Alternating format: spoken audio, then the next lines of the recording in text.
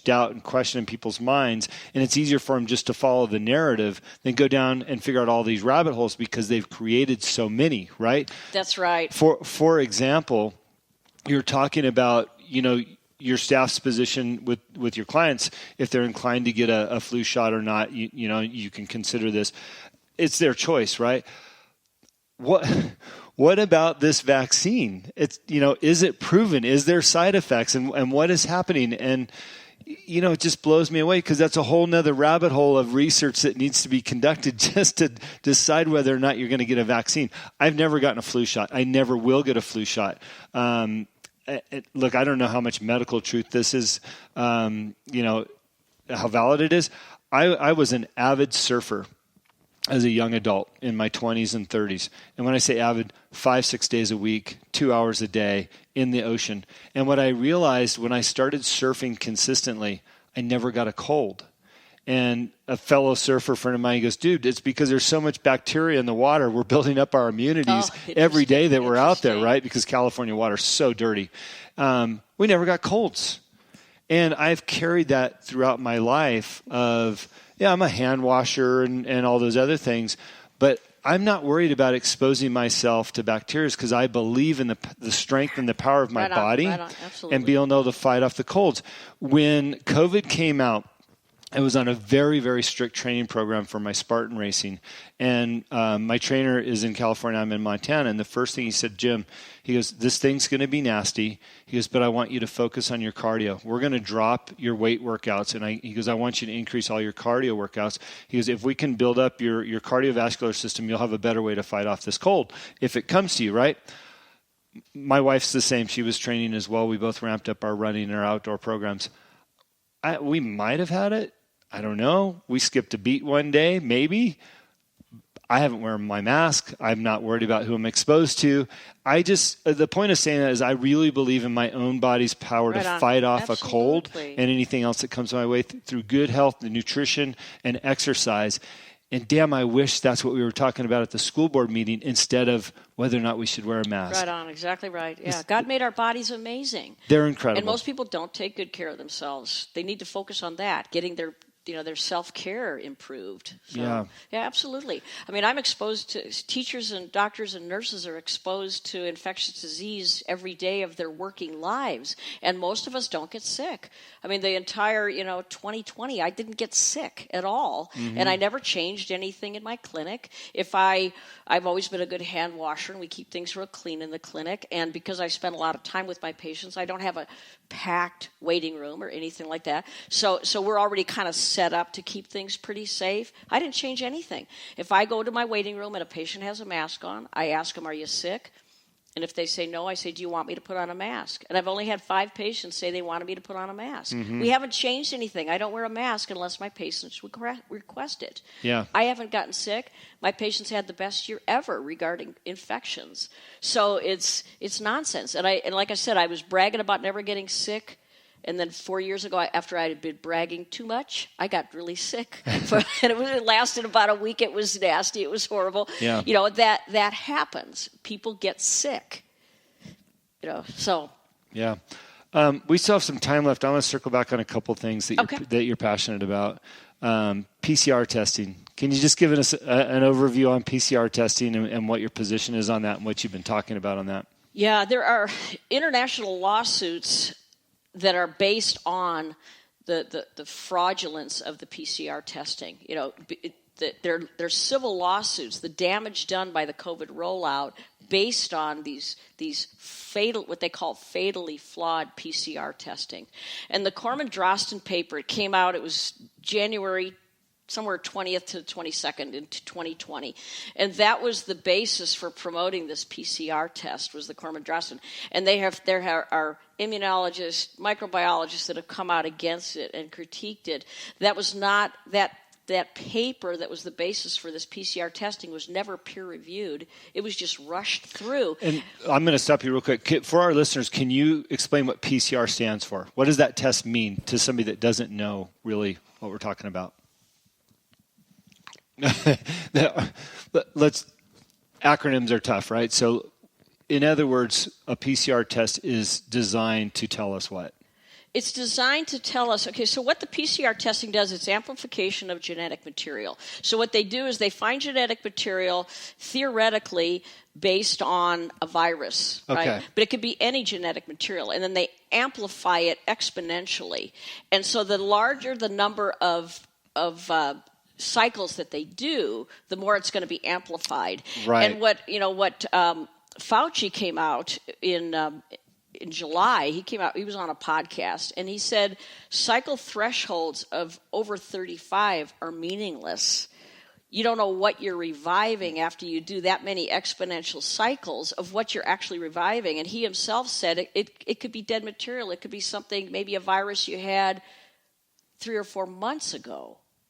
And so he said that, and the Corman-Drosten paper that promotes this PCR testing, this amplification of genetic material, they set the cycle threshold at 45. Mm-hmm.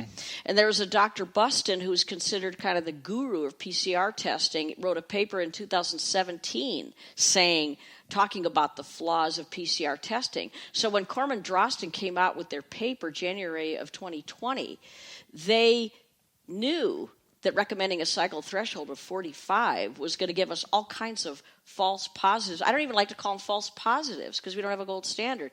It's going to give a lot of meaningless information.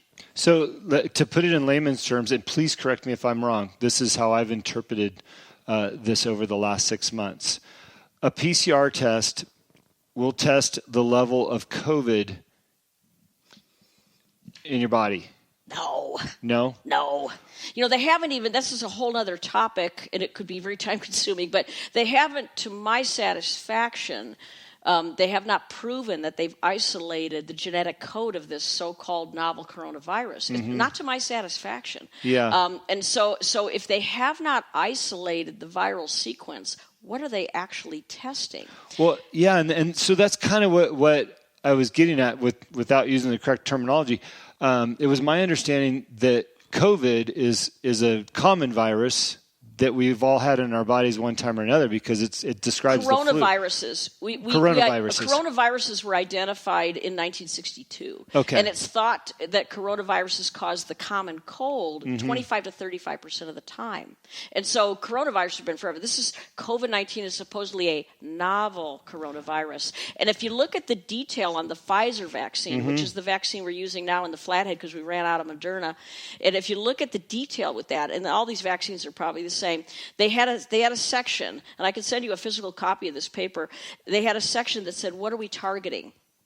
They didn't say a novel coronavirus or the genetic sequence of a novel coronavirus or COVID-19, nothing like that. It says the M spike protein of coronaviruses. So exactly. What are they vaccinating against? The common cold? So it's kind of a backhanded admission that that it doesn't exist, that the sequence has not been identified. If it had been identified, isolated, wouldn't they be setting up these vaccines against that?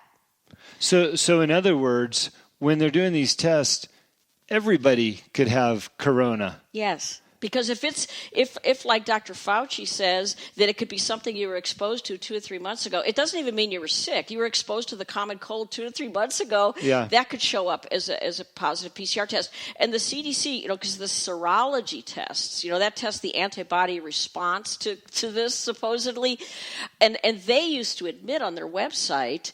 They used to admit that on the serology testing, that if you test positive, it doesn't necessarily mean you have the novel coronavirus. It could be any of the coronaviruses, including the common cold. They used to put that on the CDC website. They took it off.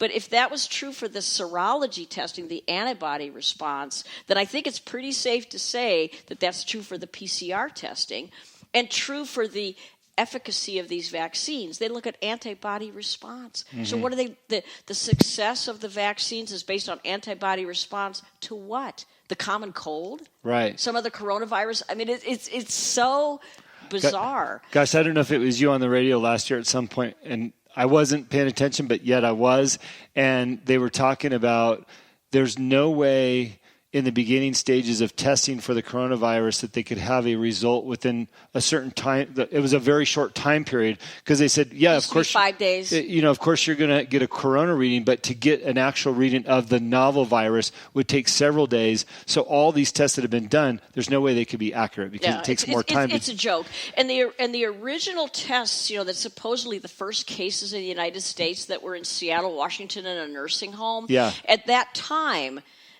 it's highly likely they didn't have PCR testing for a novel coronavirus available. The respiratory panels that we do on patients that we've done for years, it has influenza, sometimes parvovirus, respiratory syncytial virus. It has like 5 different coronaviruses. That's prior to COVID-19. Chances are those Seattle nursing home patients that supposedly were the beginning of the pandemic in the United States, they weren't even testing PCR testing for COVID-19, not even the fake COVID-19. It was probably a respiratory panel because at that time, I think it was beginning of March 5th, 8th, something like that. Anyway, it was in March, and we didn't even have PCR testing for COVID-19 available in Montana at all. So what are the chances that they actually tested for the novel coronavirus? Very, very slim. They tested for the same corona that is that's listed on the back of the Lysol can for the last 20 years that it kills, right? There you go. And that, like I said, the respiratory panels, when somebody goes to the hospital and they have symptoms of a viral syndrome, they have a respiratory panel that they check. And it included, I don't remember, 5, 6, 7 coronaviruses prior to this. So, like when Tom Hanks and his wife had coronavirus, they were at least honest enough not to call it COVID. But, what was the testing that they had done? Right. Probably for the common cold. Right. So it's so bizarre. And doctors are at a high level of accountability because they know this. They know it. They've dealt with cold flu seasons before. They've dealt with PCR testing before. They've dealt with respiratory panels before. They know better, and they're still going along with this. Let me ask you something based on that exact point. So let's just say, and I agree with you, that the doctors are going along with this. Where is that pressure coming from for them to go along with it? Is it, like you mentioned prior to the show, they all work for these groups now. Correct. Right? Correct. Because of Obamacare has narrowed down who they work for. So at the top of this group or this hospital, they're accountable to somebody, right? Which could be your local state government, allowing them to be who they are. Correct. Which goes 85 to 90%, maybe more than 90% now, of doctors work for large corporations. Okay. So they're corporate employees of hospitals, of the government, like VA systems, of large doctors' clinics. They're corporate employees. They don't have an independent mind, or they might have an independent mind, maybe some of them, but they are not allowed to speak their mind. They are not allowed to have their own personal voice. If they spoke against something the hospital was doing, they would lose their job. And I think most people in all walks of life, most people are not going to say too much if telling the truth could cause them to lose their job. So it's not just like doctors are the only ones that have given in and have capitulated. Most people would do that if they thought they would lose their livelihood. And so that's what's happened, and that's the easy answer to why doctors are doing it is who they work for, and they would lose their job if they spoke the truth. And then there's the peer pressure. I mean, a little bit about the kind of pressure that's been put on me, and the kind of trying to get me kicked off the health board here, and all of the negative press that I got. A lot of people, they just don't like negative. Well, nobody likes it probably, but they just it embarrasses them. They don't want attention brought on themselves, but they don't want to lose. They mainly don't want to lose their jobs. So as far as the pressure, and that's kind of a long story, but I want to tell you, how much time do we have? We're on a roll, girl. There's so much to talk. There's so much to talk about. But you talked about government, the hospital's answering to the government. This is absolutely what it's about. And I'm going to tell you a true story. Okay, so Governor Bullock's initial emergency. He called the state of emergency. It was March 12th. We had no cases. 0. Yeah. When he called that state of emergency, and it was based on the international pandemic. Okay, so he called that March 12th. Approximately a week before that, I had talked to our local infectious disease expert here. We only have one. I had talked to him, and I was talking to him about, coronavirus and what's going on and what does he think. I wanted to get his take on it. And he and I were on exactly the same page, okay? wash your hands, stay home if you're sick. This is being overblown. Don't worry about it. It's not going to be a big deal, at least in the United States. So he and I were on the exact same page, and I like him as a person. I always have. He's a really good doctor. Then the emergency declaration was put out by Governor Bullock. Mm-hmm. Within